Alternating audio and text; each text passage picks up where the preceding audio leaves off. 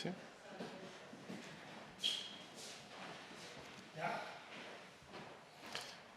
Muy bien.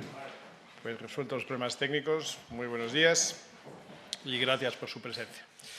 Les propongo, como siempre, un par de asuntos antes de ponerme a su disposición.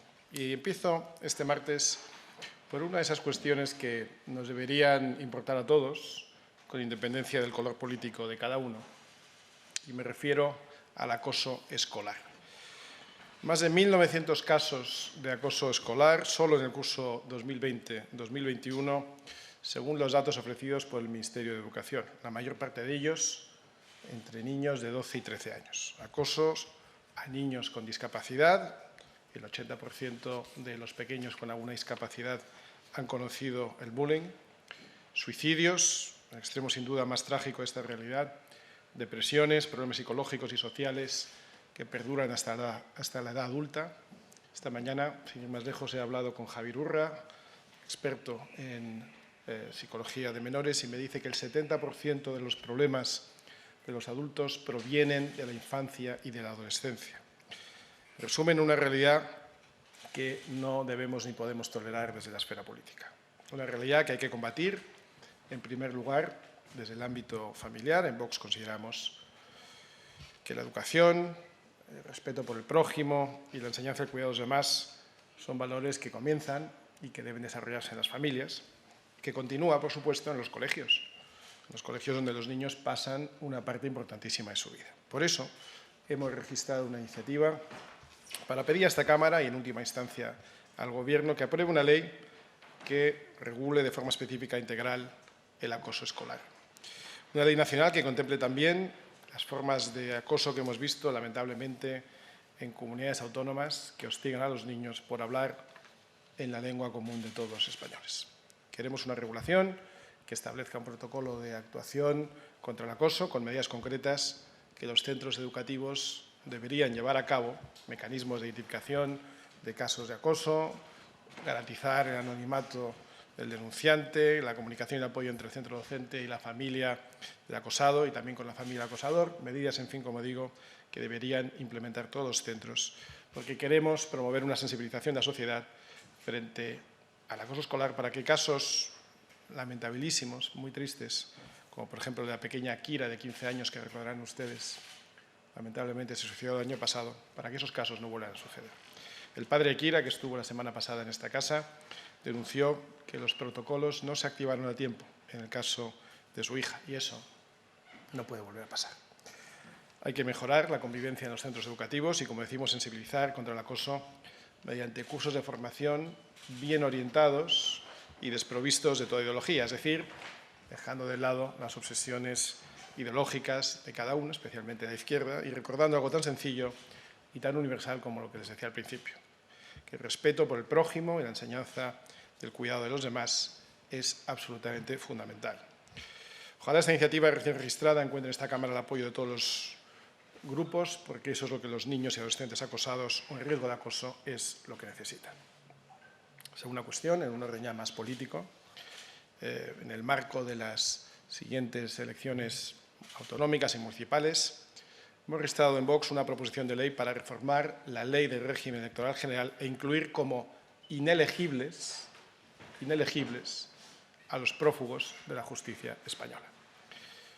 En estos tiempos de indultos, de mercadeo, de chalaneo político, de dame unos presupuestos por aquí, te doy unos pactos por allá, de presos por presupuestos.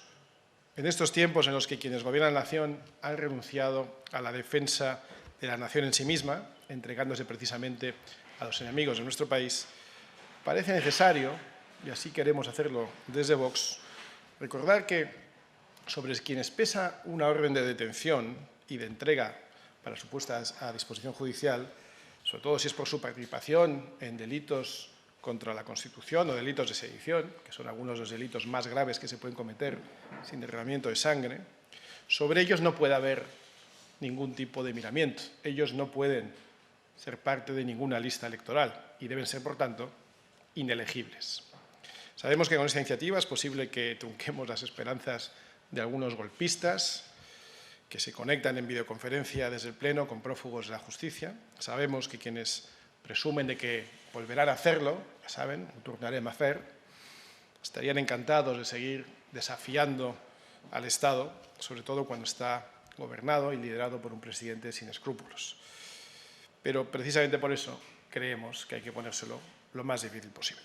Y por último, antes de ponerme a su disposición, lamentar que los hechos nos hayan dado la razón una vez más. Y en esta ocasión, tras haber pedido el pasado 31 de octubre en esta Casa la protección con todos los medios al alcance de nuestro patrimonio histórico, artístico, cultural, patrimonio de todos los españoles, exhibido en museos, para evitar que fuera atacado por los agitadores de la extrema izquierda, los terroristas en el ámbito cultural.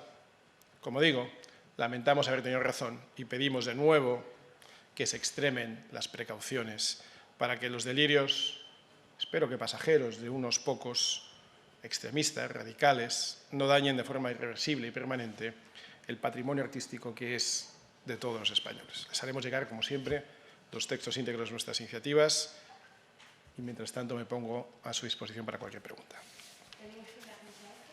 Sí, dos preguntas. Una, respecto al gobierno en el Prado, decía IZ que no hay riesgo cero en materia de seguridad. No sé qué tiene que decir eso.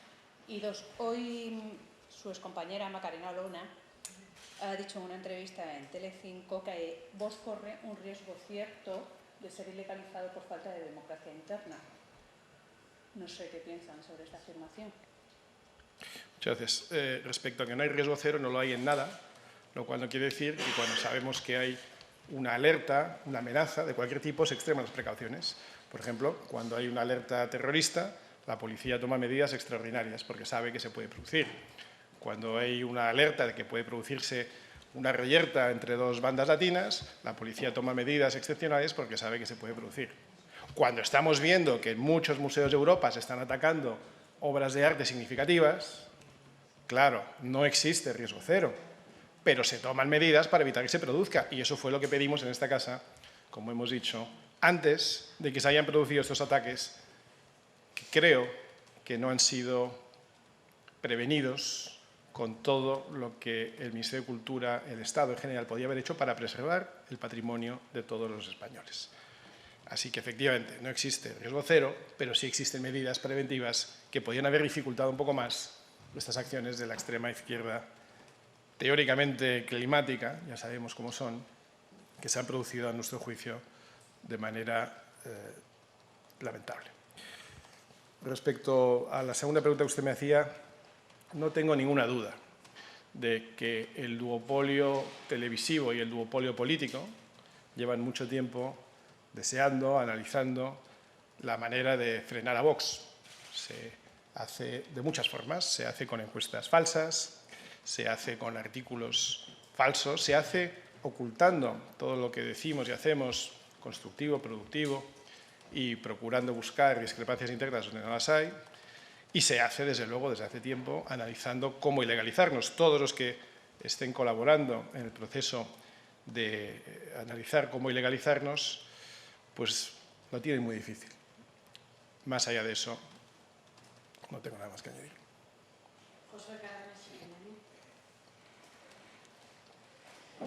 Buenos días, portavoz. El día 14 nuestros transportistas deciden ir a la huelga, creen legítimas sus reivindicaciones y si creen que la solución es parar el país de la manera que ellos lo quieren hacer. Y la segunda cuestión, este fin de semana hemos sido testigos de la Uni de otoño de Unidas Podemos.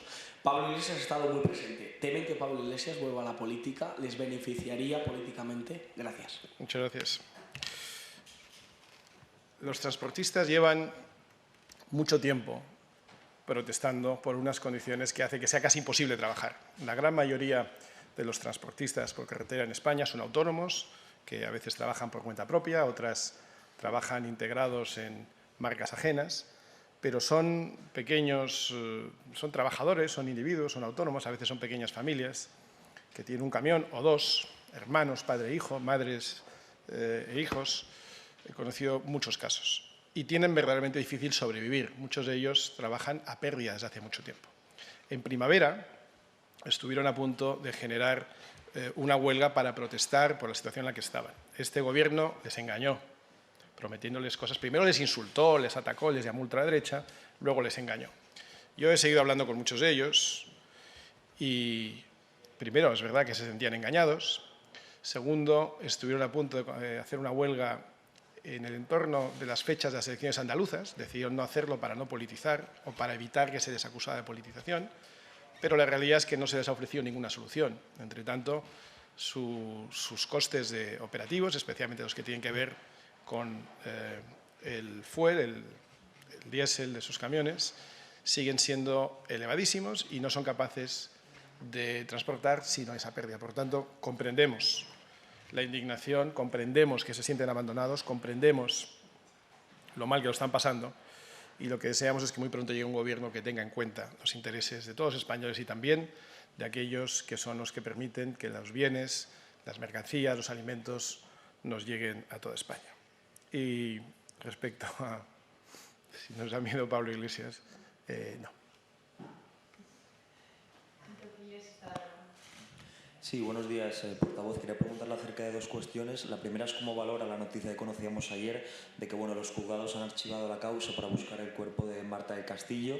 ¿Qué opinión le merece a usted esta noticia? La madre ha dicho que si la memoria histórica no prescribe, que por qué tiene que prescribir el tema de su hija. No sé qué valoración hace de esto. Y la segunda cuestión, quería insistir en lo que le preguntaba a mi compañera, porque quería saber si usted cree que estas entrevistas que está concediendo Macarena Olona en medios de izquierdas, como por ejemplo El País y otros, podrían obedecer a una estrategia de Moncloa para fragmentar a la derecha. Es la duda que teníamos. Muchas gracias. Muchas gracias. Respecto a la familia, especialmente los padres de Marta del Castillo, a los que conozco, a los que aprecio, por los que siento una enorme empatía, pues lamento profundamente la situación en la que se encuentran, que es una situación de indefensión, una situación que les ha generado un sistema que les ha fallado.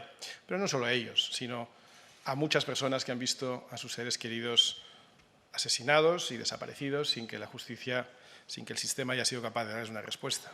Comprendo que es completamente frustrante, comprendo el dolor que están pasando y algo no estamos haciendo bien cuando después de tantos años el sistema no ha sido capaz de resolver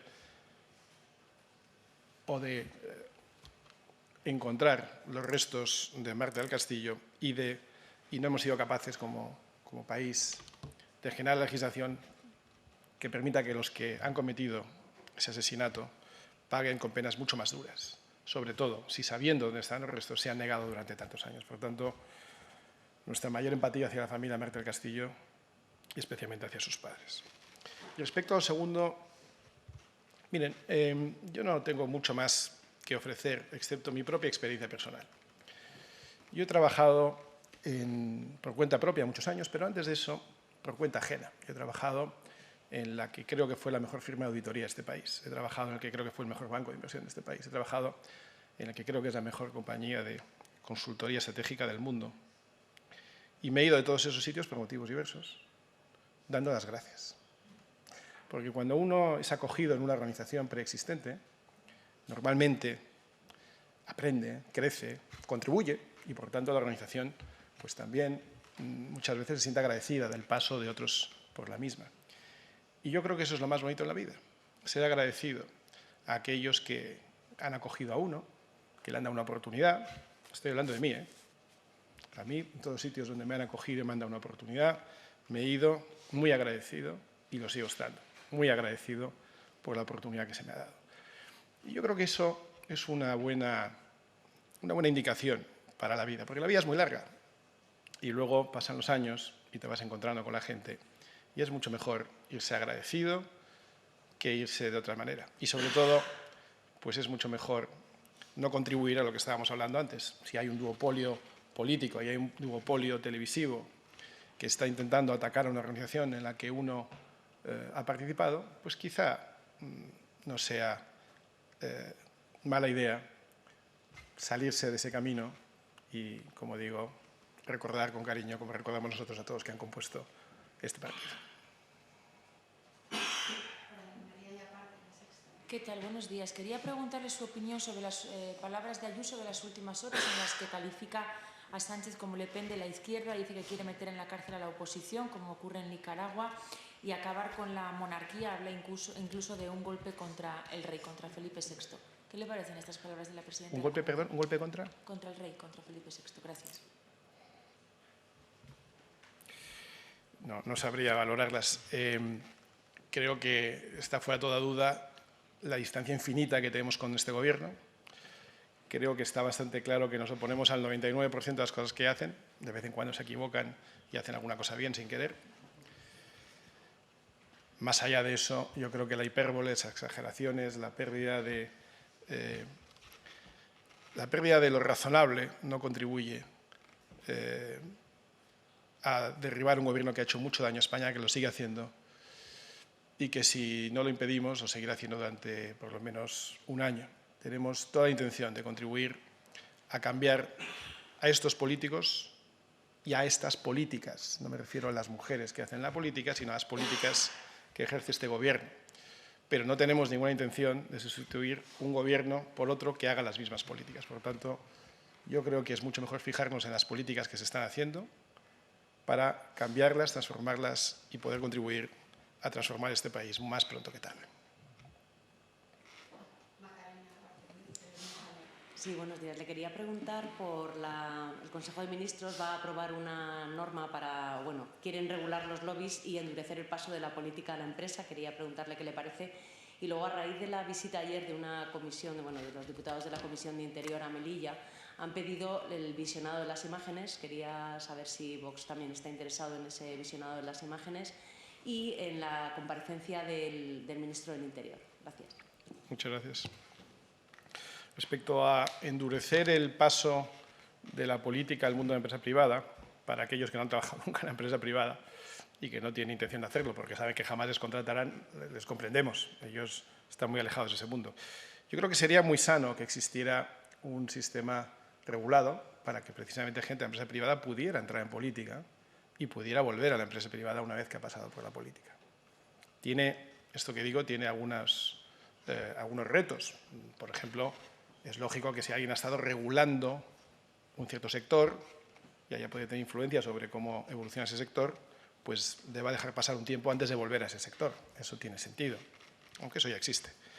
Pero en general yo creo que lo que tenemos que hacer es ser capaces de atraer justamente a gente que ha tenido éxito en el sector privado para que pase unos tiempos dedicados a la política, normalmente con gran sacrificio personal, pecuniario, familiar, y que luego puedan volver a ese mundo del sector privado. Comprendo, como digo, que los que desconocen el sector privado, los que nunca han estado a él y saben que nunca van a poder llegar a él, pues intenten evitarlo por todos los medios. Pero en general, en la combinación entre gente que viene del sector privado y gente que trabaja en el sector público, se puede encontrar la excelencia. Respecto a la visita a Melilla, se han dicho muchas cosas, ¿no? Nuestro vicepresidente Javier Ortega ha estado ahí este fin de semana, antes de la visita de la delegación de este congreso. Claro, nosotros pues tenemos poco que ver con algunos de los que han visitado Melilla oficialmente este lunes, ¿no? Hoy estábamos viendo, por ejemplo, en esta foto, pues al portavoz de Unidas Podemos, al de Bildu y a la de ERC. Claro, nosotros con estos señores pues no tenemos absolutamente nada que ver ni queremos. Por tanto, nosotros no hemos formado parte de esa visita, sino que visitamos Melilla con mucha regularidad. Como digo, este mismo domingo Javier Ortega ha estado ahí. Y desde luego lo que le puedo decir es que tenemos muchos motivos para pedir y pedimos constantemente la dimisión o el cese del ministro de Interior, en realidad de todo el Gobierno, pero especialmente del ministro de Interior.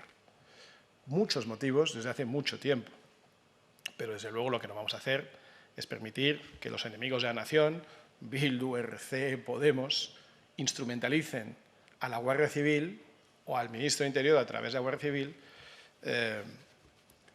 colaborando con ellos. Nosotros no vamos a colaborar en eso, no vamos a atacar nunca a la Guardia Civil y todo lo contrario. La Guardia Civil que defiende nuestra frontera merece mucho más respeto, mucho más apoyo, muchos más medios humanos y materiales para defender la frontera que es de España, pero que es del conjunto de Europa. Por lo tanto, nosotros no vamos a jugar al juego ni de Podemos, ni de Bildu, ni de RC en esto. Pero que pedimos la dimisión de Marlaska por todos los demás motivos, yo creo que eso está bastante claro. Gracias a todos.